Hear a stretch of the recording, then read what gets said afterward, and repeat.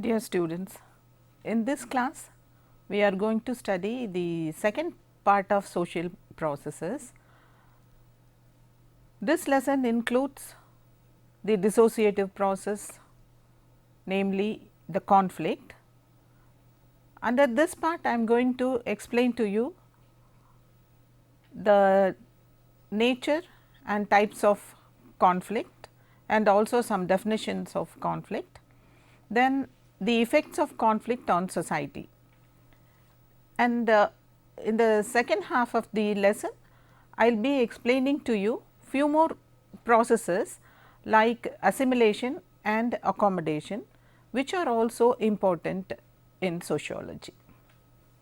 Now, social processes part 2. Social processes can be explained under two headings. One is associative process and the other one is dissociative process. Under associative processes, we include cooperation and competition. The other one is dissociative processes. Under dissociative process, another universal process, namely conflict, should also be studied. Conflict. Conflicts arise when individuals and groups do not share the same values and also when the resources are limited. Conflict is a form of interaction in which the individuals or groups involved focus on one another more than to achieve the goal. They aim to eliminate the opponent. Therefore, in conflict, one person gains at the expense of the another person. Unlike competition, violence is found in conflicts.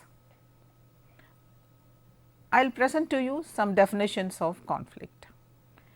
A. W. Green states that conflict is the deliberate attempt to oppose, resist or coerce the will of another or others.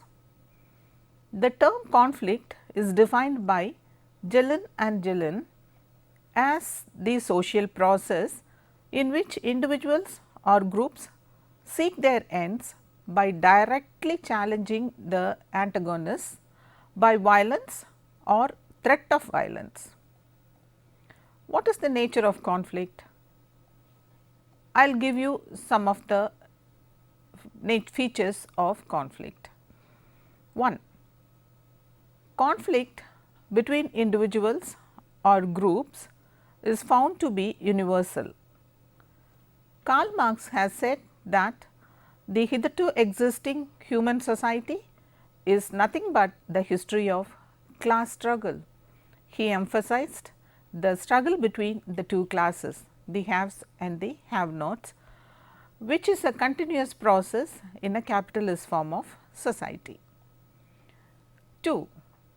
Conflict is a conscious process because the groups involved in conflict are aware of their interests and the clash.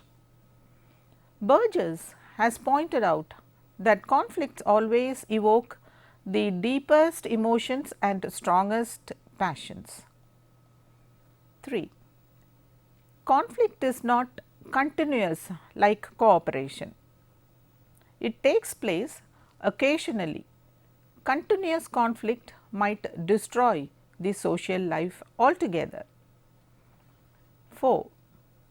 Conflict defines the actual issue by bringing to light the problems in the group that were inert till then. 5. Conflict may be personal or impersonal. 6. The condition for the outburst of conflict is frustration and insecurity among people in the social setup. Next, we will see different types of conflict. Conflicts occurring in social life may be distinguished on the basis of their nature. They are as follows. The first one is personal or corporate conflict. Personal conflicts take place between individuals within the group for just personal causes. It might lead to a group conflict of small level sometimes. For instance, quarrel between neighbors on cleaning the garbage in the street is personal, but if it leads to gathering of all the members in the vicinity into two groups and prevails for a long time, then it takes a different shape. Corporate conflict occurs between bigger groups like races, ethnic groups, religious groups or labor management issues. One group imposes its will on another that might result in upheavals. The second type is latent or overt conflict.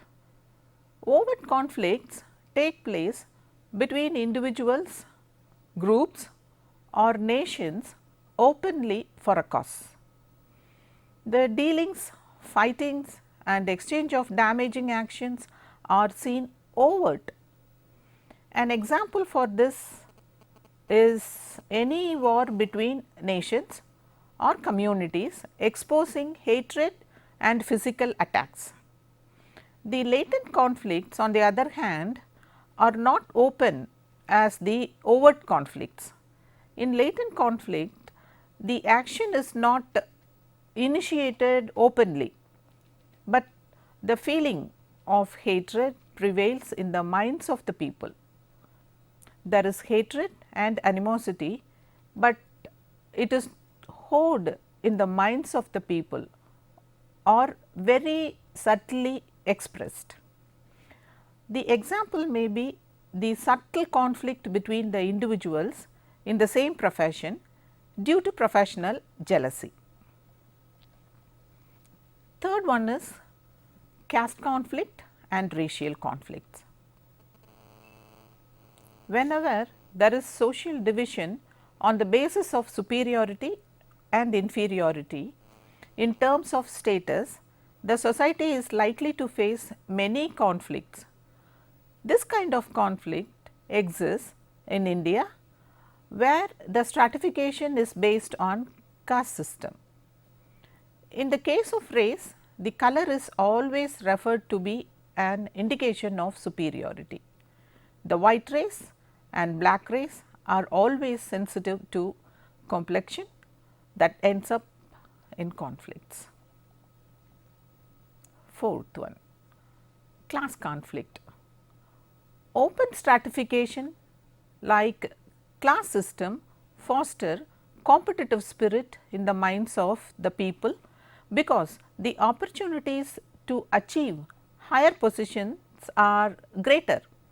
Therefore, there is mutual hostility between strata. At certain point of time, the rich and the poor develop hatred with each other. The deprivation and exploitation felt by the poor result in conflicts. 5. Group conflict. Conflicts between two small groups is called as group conflict.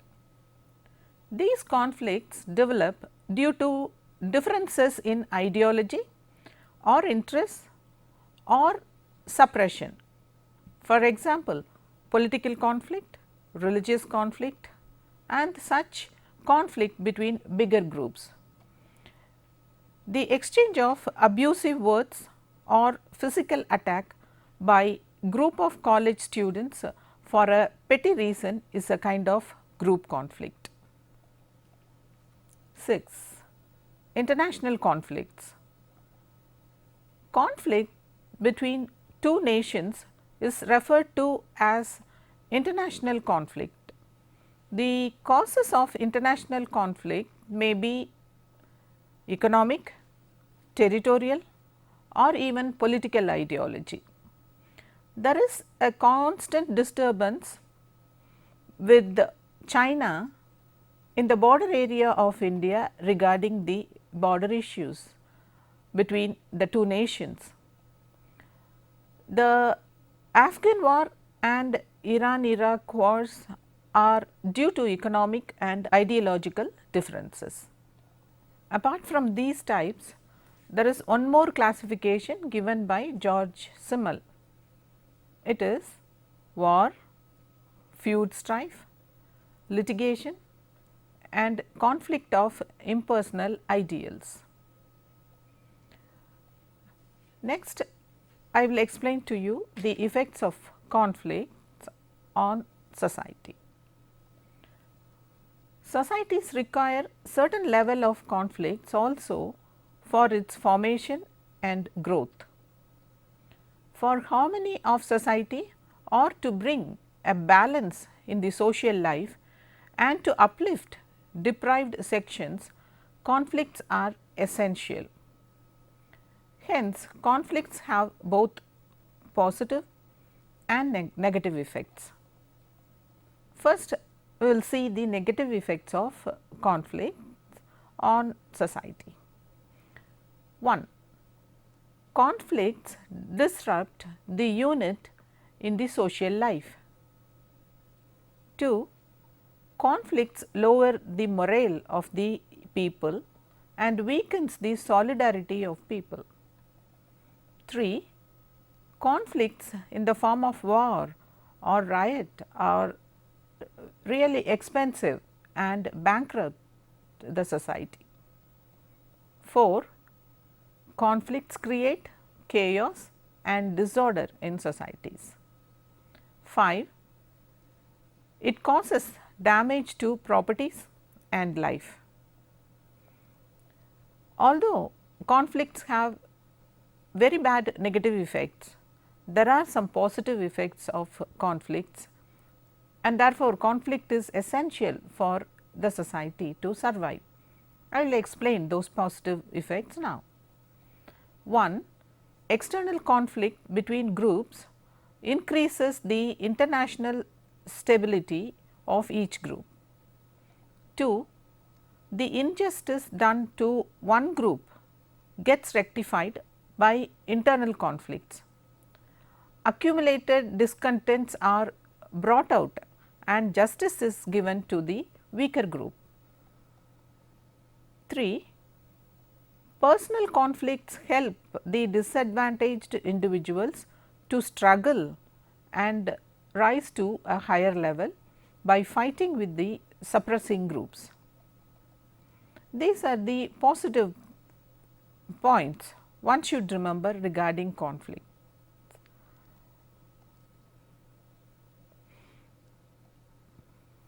With this, I complete the dissociative process, namely conflict, and I explain to you the nature and also the effects of conflict, both positive and negative, on society. Apart from conflict, there are two more important processes that have to be understood under this title.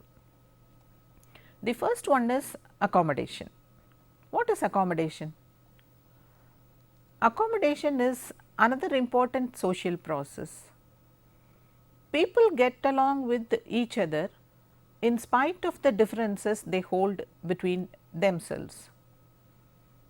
Conflicts and opposing ideas cannot continue in the social life for long time because it will lead to social disruption.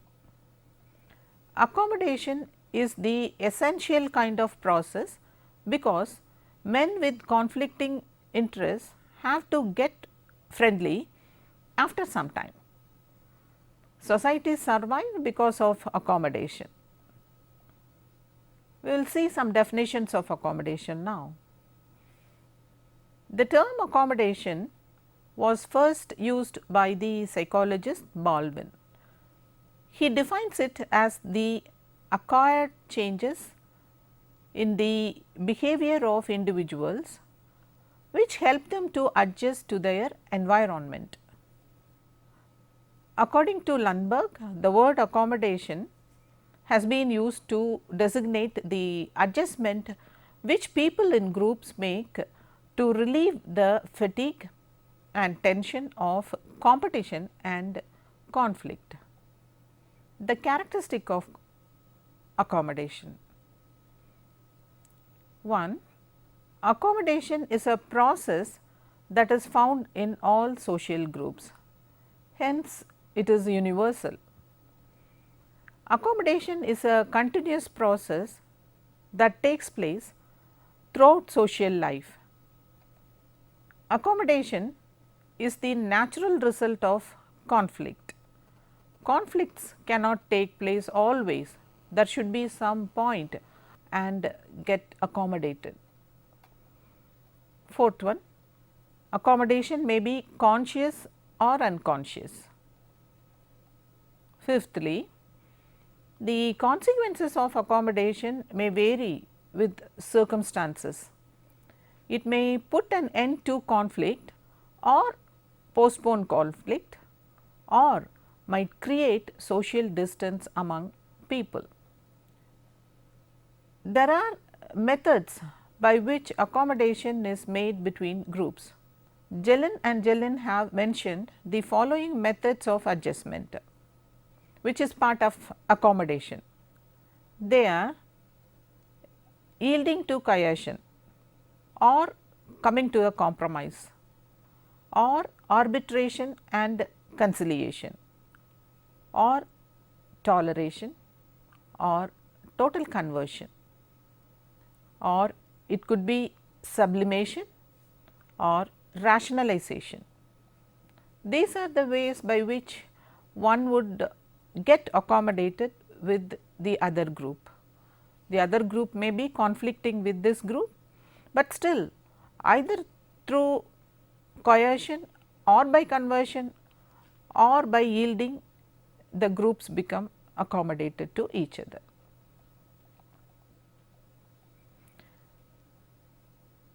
Like accommodation, we have one more process which we call as assimilation. What is assimilation? Assimilation is another type of social adjustment like accommodation, but assimilation is more permanent than accommodation because it needs more fundamental changes than accommodation. In the process of assimilation, two distinct groups not only share their culture by compromising, but they become almost indistinguishable. The definition of assimilation will give you a better idea about this process. Bogardus defines assimilation as a social process whereby attitudes of many persons are united and thus develop into a united group. According to Yang and Mack, assimilation is the fusion or blending of two previously distinct groups into one. There are some features of assimilation. Assimilation is not confined to a single field only. Generally, it is applicable to culture, but still the process takes place in religious field, political ideologies, or even in human development. Assimilation is a gradual process. It takes place very slowly when there is cultural contact. Assimilation is an unconscious process. people are not all the time conscious that they are learning the culture of another group. Very gradually, without making people conscious of it, the process takes place. Assimilation is a two-way process. Both the cultures should give some aspects of its culture and get certain other components of another culture. Next, I will explain to you the factors that help the cultures to assimilate. The first one is toleration. Assimilation could take place only if both the groups are tolerant to each other towards their cultural practices and ideas. When they come into contact, participate and share their culture, the dominant group should be tolerant to the minority group and accept them to assimilate. Otherwise, the contact will result in conflict. 2. Intermarriage. Intermarriage or mixing of blood through marriage is called amalgamation. Complete assimilation is possible only if biological fusion takes place. Hence, intermarriage is essential for full assimilation. 3. Intimate social relationship. The members of both the groups should develop an intimate relationship by accepting each other. This closeness only will facilitate assimilation. 4. Cultural similarity. Another important condition favoring assimilation is similarity of the two cultural groups, at least to certain extent. Totally contrasting cultures will not get assimilated easily. We expect certain level of similarity between the culture, then only the assimilation could take place. Fifthly, education. Through education, people learn to accept and appreciate the cultural practices of other groups, and therefore, education helps in assimilation.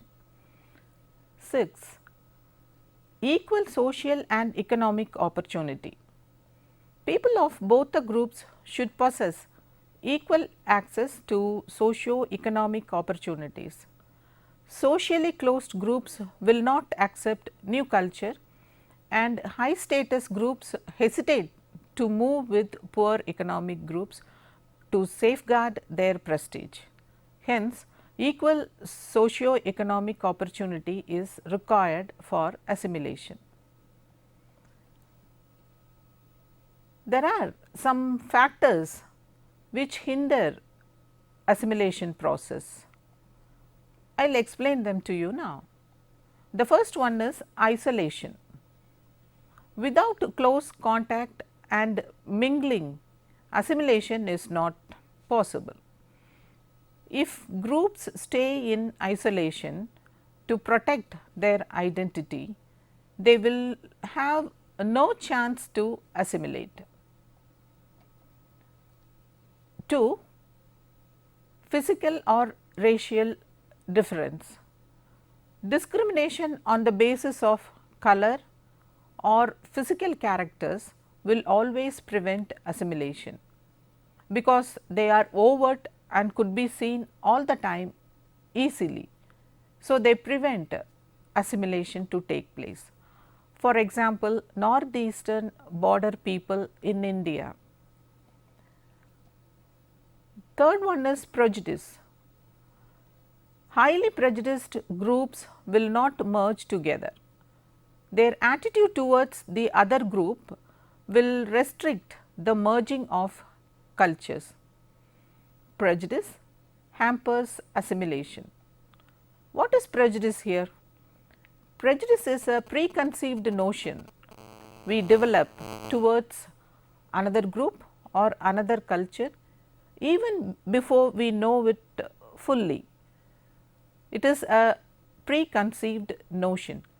A preconceived notion always prevents the process of assimilation to take place.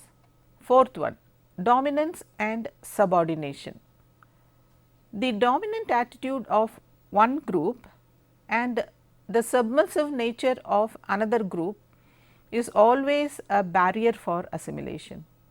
The feeling of superiority and inferiority will prevent assimilation.